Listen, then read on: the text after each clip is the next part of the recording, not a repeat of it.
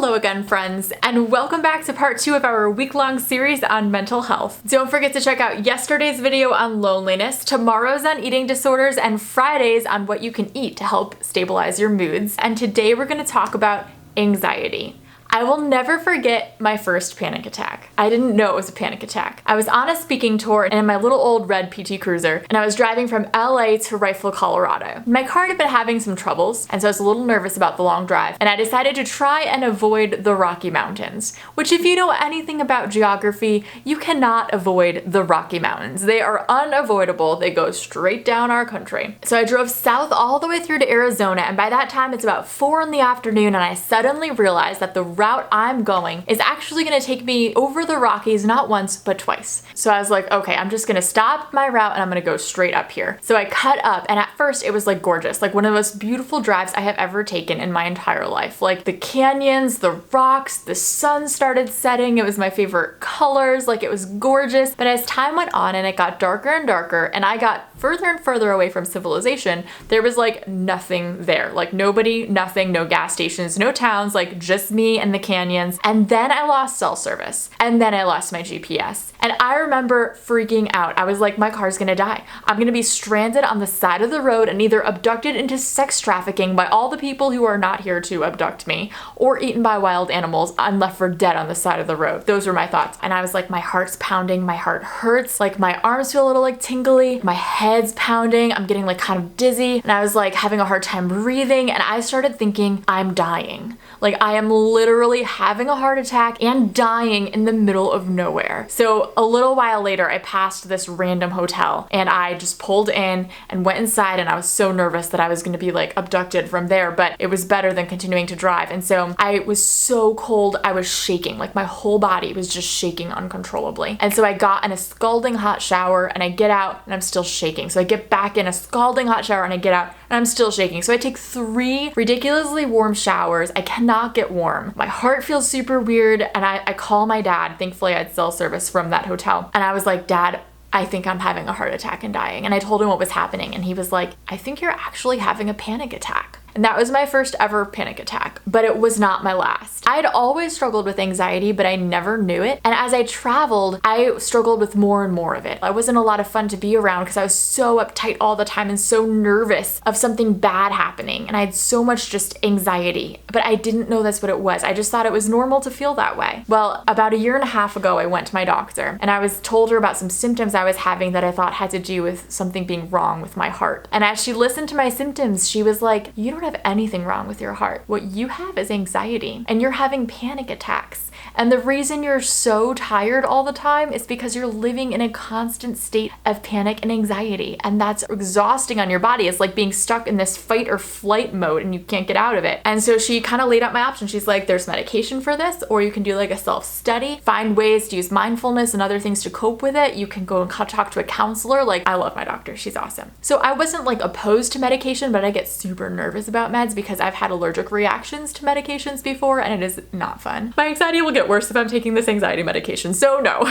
So I started reading about it, and I was just totally blown away by what I read. I'd read these checklists of like symptoms of anxiety, and I was like, oh my word, I have like all the symptoms of anxiety, and I had no idea, like literally no idea. And I remember telling my family and my husband, and they were like, you seriously didn't know you had anxiety? Like, we've known for years. You didn't know? And I was like, why didn't you tell me? And they're like, how did you not know? So over the last 1.5 years, I've been on this journey to try and figure out how to deal with my anxiety and how to make it more manageable, but also to overcome it. And it's been a lot of work, but I want to share with you some things that have worked for me and some things that have not worked for me. So the first thing I started doing was focusing on my lifestyle, the food I was eating, how much sleep I was getting, and working out. I have not done a very good job throughout my life of taking care of my body. I've kind of just eaten when I remember to eat and whatever's in front of me, which often is not super nutritious. Like I used to consist on microwavable veggies with cheese melted on them for dinner at night. As I was reading about anxiety, I found that if your blood sugar is constantly spiking, you're just constantly going up and down because you're not eating at regular times or you're not eating food that's really good for you, that's going to make your anxiety worse. So I started trying to eat regular times every day, remembered to eat, and eat food that was really good for me. I also started working out more. My best friend asked me to run a 5K with her, and so we started training for it, and I hated it at first. I was miserable to run with, but my husband was so kind. He was my running buddy, my running coach, because my best friend lives a few hours away. And we did it, and I ran my 5K, and I started getting hooked on it. Because at first when I started working out, I did not feel better. People were like, oh, there's a runner's high. I'm like, I don't know what you're talking about. You are clearly high on something else because there is no runner's high. But eventually I started feeling stronger and empowered by it. And I don't know that I've ever gotten a high from working out. I've never experienced that, but I love it now because I just feel so strong and like empowered by it and like I can do this. Actually, some recent research has been finding that exercise is one effective way of treating anxiety. So I've started working out and then sleeping well, because that's another key component in working with anxiety is getting enough sleep. So part of that is planning how you go to sleep at night. Like if you're looking at electronics, what you're doing right before bed. So what I like to do now is read a book, not like an adventure novel, because then I will never go to sleep. I'll just stay up and finish the book, but instead like a thought-provoking book or historical book. It's interesting enough to read, but not so interesting that I can't put it down in 20 minutes. And I also cut myself off from working after 8 p.m. because if I'm thinking about work after 8 p.m., I will not be able to shut my brain off to go to sleep. So that was the first thing, focusing on having a healthy lifestyle. And surprisingly, that helps a lot with anxiety. It's just having your body in balance. The second thing I started doing was practicing mindfulness. So I'd always heard about mindfulness and thought it was like, sounded a little weird and new agey. I was a little judgy about it, but then I found out what it is. And it's essentially just bringing your mind and awareness back to the present moment, being aware of what's happening around you, like slowing down your mind. Because when you struggle with anxiety, it's like your mind is just rapid fire and it's hard to stop long enough to just like be aware of what's even happening. And sometimes I'll do it in yoga. I love yoga because it's like you have to focus on what you're doing and you can't be thinking about anything else. It's like a calming focus. So I have a video that I did with a friend who's really good with mindfulness and it's linked right up here, but that was really helpful for me.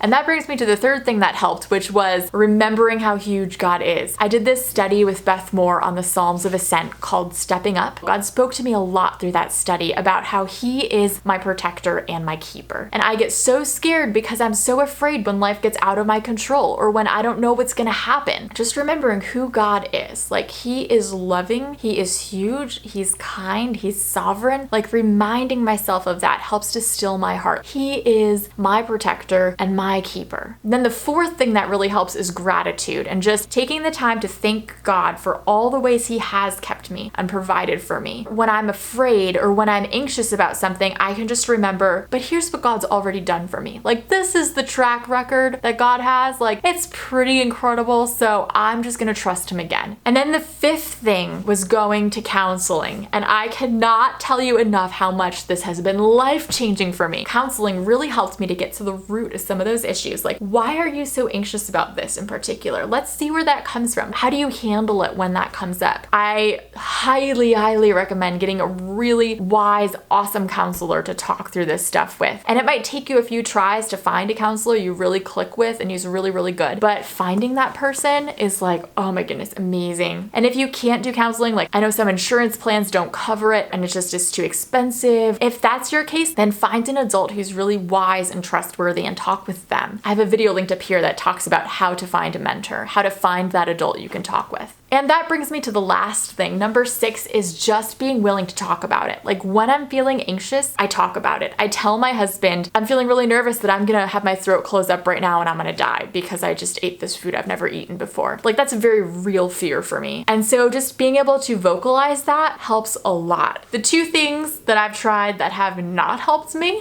were number 1, denial, like saying there's not a problem here, I'm really fine, it's all normal. That was not helpful, but it's easy to do. And number 2 to thinking that the problem is just spiritual. There is a spiritual side to a lot of problems, but a lot of problems are also more than just spiritual. Like, we are physical, mental, emotional, spiritual human beings, and some problems have to do with the biology of our body. Like, sometimes depression or anxiety has to do with like hormones being off or our body is out of balance. One last thing I'll say is sometimes I have to push myself to do things I'm scared of, and I've learned that I'm still okay and I'm still alive, and even if I weren't alive, I'd be with Jesus. That helps me too, to push myself out of my comfort zone and not stay stuck. And I promise this is really the last one. I think sometimes we focus so much on beating the anxiety that we're just still focusing on the anxiety and it becomes all we can see. So I try to do things that just totally distract me from it. Like, I deal with it, but then I also have to do things that take my eyes off of it. Reaching out to a friend who I know is struggling, read a book that I love, or spend some time with God to just get my mind off of it entirely. Those are the things that have helped me, and I would love to hear from you girls. This is still something I struggle with. It has gotten like so much better. Like, my panic attacks are way less often than they used to be, and the anxiety is so much better. Like, my husband, my family, my friends have all commented on it like, wow, you're way less stressed and anxious than you have been like ever. It's truly amazing like how far God has brought me in the last year and a half. But yeah, please do comment your thoughts below. Is this something you struggle with? And if so, what helps you? Because I want to read your comments and learn from them. And check out each other's comments. I'll be doing that too, and then we can kind of get ideas from each other and try them. So thanks for being with me. Don't forget to come back tomorrow to talk about eating disorder recovery, and on Friday to talk about what foods you can eat to help your moods. So see you then. Love you girls. Bye.